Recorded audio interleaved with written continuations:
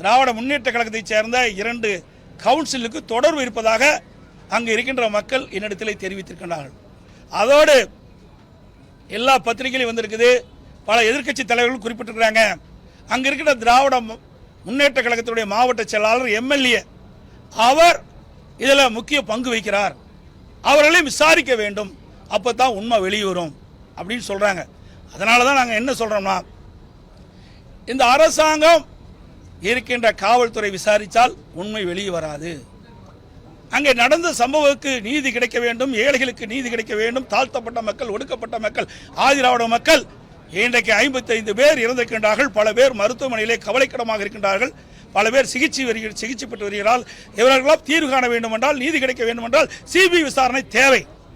அதனால்தான் நாங்கள் நீதிமன்றத்துக்கு சென்று, நான் நேற்றைய தினம் நீதியரசர் பல கேள்விகளை கேட்டிருக்கின்றார். ஏற்கனவே